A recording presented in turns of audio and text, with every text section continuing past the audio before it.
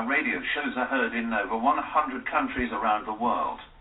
Our main programs are Author's Voice, Poetry Wheel, Storytellers Radio Show, The Golden Ark of Treasure, The Charlie Checkers Show, Campfire Musicians, and On the Line Public Interest News. Every show is unique and provides interesting programs for our listeners. Join us each week at our campfire on Tuesday at 12 o'clock noon on XRQK Los Angeles and Airtime America. To learn more about Storytellers Campfire, visit online at storytellerscampfire.org.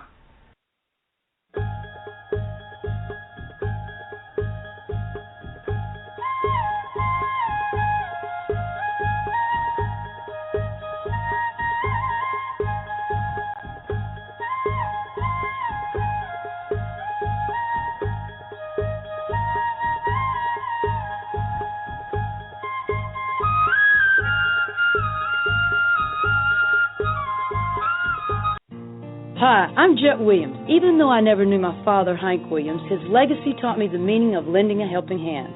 That's why I support the Orphan Foundation of America. OFA is committed to providing education, mentoring, and a workplace readiness for thousands of teens aging out of the foster care system. With the help of OFA's support programs, these young people can go to college and trade school, graduate, and make the leap from foster care to success. To learn how you can help, visit orphan.org.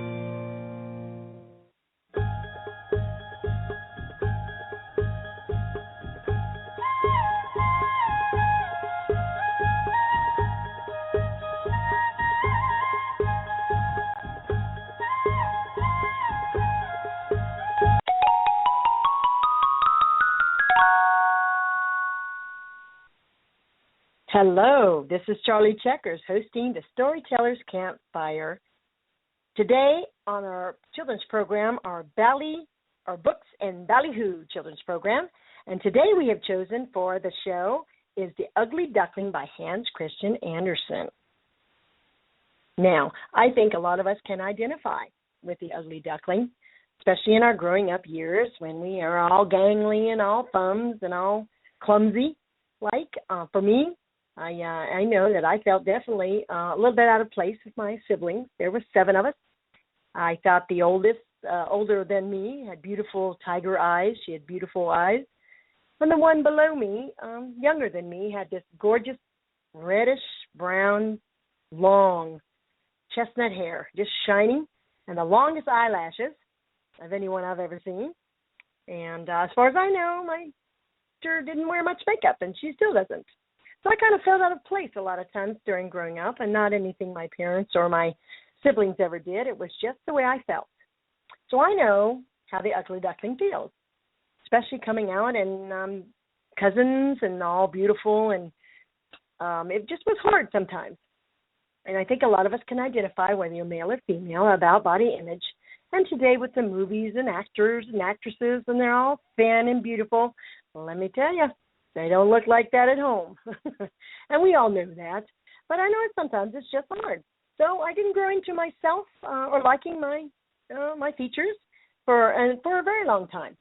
So when I did, I just got the idea that it was better for me to maybe help other people. That way I could focus on something else besides myself. And that made me feel better about myself. And as everyone knows, the inside is more important than the outside. So I think this is a very good story for all of us to listen to and think about. So this is the story of Hans Christian Andersen, The Ugly Duckling. Before we get to our feature presentation, we will take a short commercial break.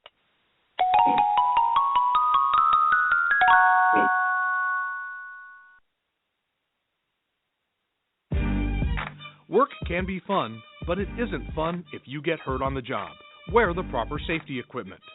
When you're working outside, drink plenty of water, and don't be afraid to ask for help from your coworkers. Remember, your boss is responsible for your safety. Know your limits and your rights. Work hard and be safe. For more information, visit OSHA.gov or call 800-321-OSHA. A message from the U.S. Department of Labor.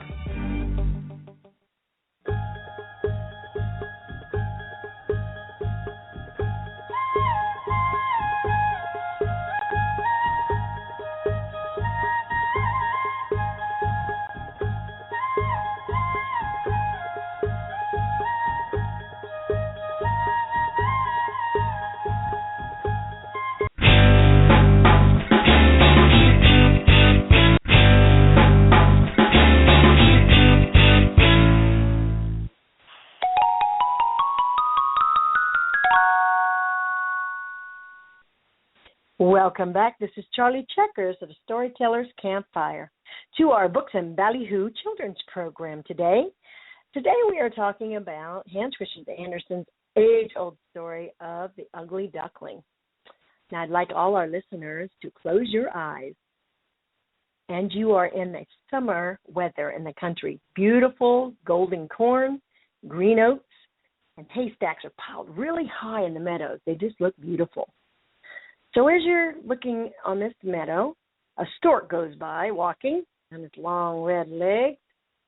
Skinny, he's chattering to himself in Egyptian language that apparently he learned from his mother. Now the cornfields and the meadows are surrounded by this really large, lush, green forest. And in the middle of all that, there are some deep pools of water.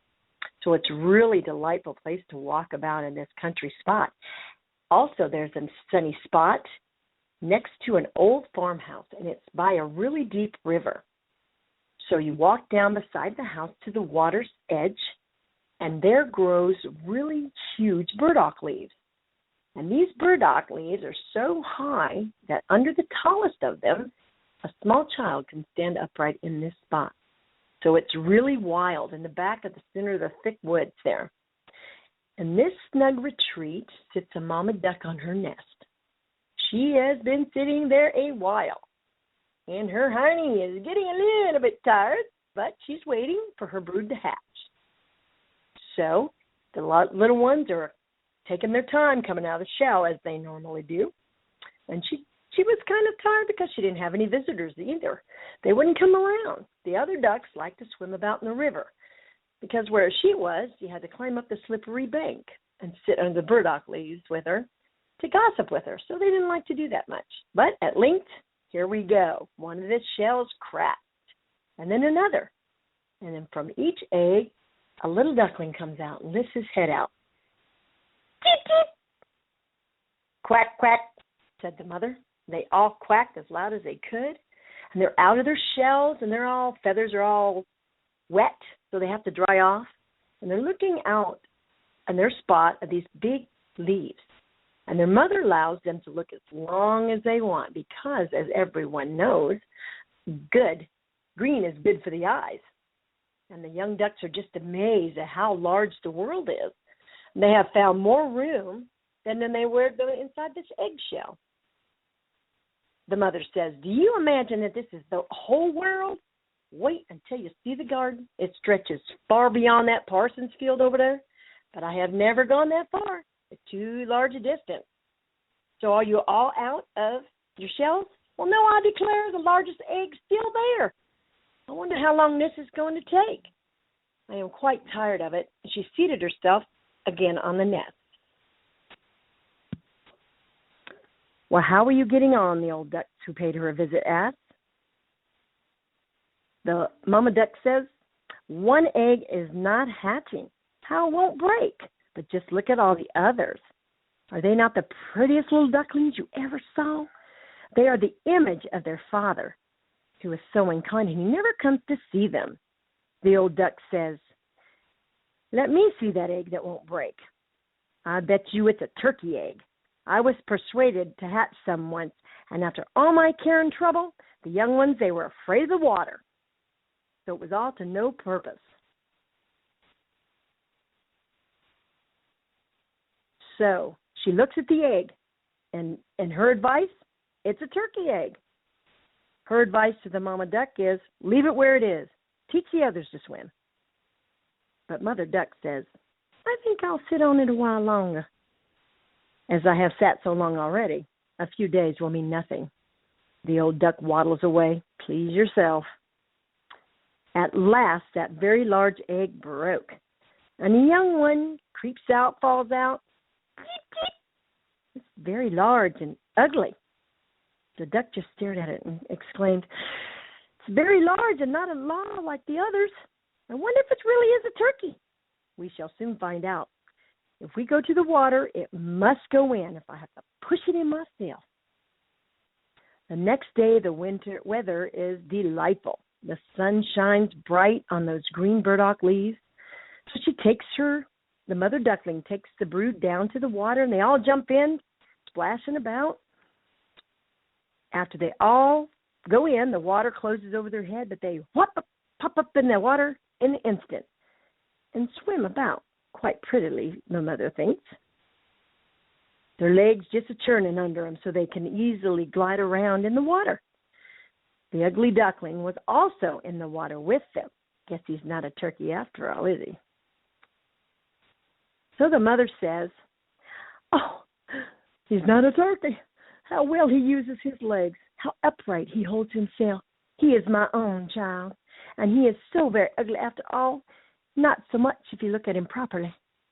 Come with me now. I will take you into grand society and introduce you to the farmyard. But you must keep close to me, or you may be stepped upon. And above all, watch out for that cat." They all traveled to the farmyard, and there was a great disturbance as two families were fighting for an eel's head, which, by the way, got carried off by the cat.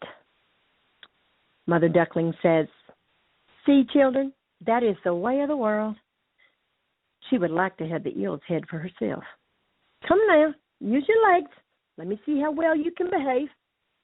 Now you must bow your heads to that old duck over yonder. She is the highest born of them all and has Spanish blood. Therefore, she is well off.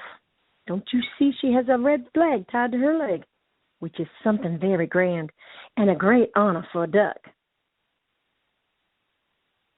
because it shows that everyone is anxious not to lose her, as she can be recognized by man and animal.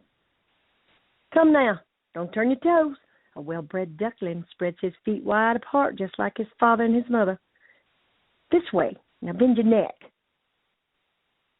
The ducklings did as they were bid, but the other ducks stared. Here comes another brood, as if there isn't enough of us already. What a queer-looking object one of them is. We don't want him here. Then he flew out and bit him on the neck. Mother Duckling says, "Let him alone. He is not doing any harm." "Yes, but he is so ugly and big, and therefore he must be turned out." The old duck exclaims, "The others are very pretty children, but all but that one. I wish his mother could improve him a little." The mother duck says, "That is impossible, Your Grace. He is not pretty. Very good disposition. He swims as well or even better than the others. I think he will grow up pretty, perhaps be smaller. He has remained too long in the air, and therefore his figure is not properly formed." And she stroked his neck and smoothed his feathers. "And it is a drake, therefore not of much consequence. I think he will grow up strong, and he will be able to take care of himself." The old duck says, "Well, the other ducklings are graceful enough. Make yourself at home. If you find an eel's head, you can bring it to me." So they all made themselves comfortable, but that poor duckling, who was the last out of his shell and looked so ugly, was constantly bit, pushed, made fun of, not only by the ducks, but all the poultry. They all said, "He is too big." Cock on the farmyard, and he had been born into the world with spurs and fancied himself really an emperor. He would puff himself as full sail like a vessel, and flew at the duckling and became red in the head with passion. The poor little duck didn't have nowhere to go. He was quite miserable because he was so ugly and laughed at by the whole farmyard. So it went on from day to day until it got worse and worse, being bullied. The poor duckling was bullied by everyone. Even his brothers and sisters were unkind to him. And they would say, "You're an ugly creature. I wish the cat would get you." And even his mother, who had once defended him, said he wished he'd never been born. The ducks pecked him, the children beat him, the girl fed the poultry, kicked him under their feet. So at last he ran away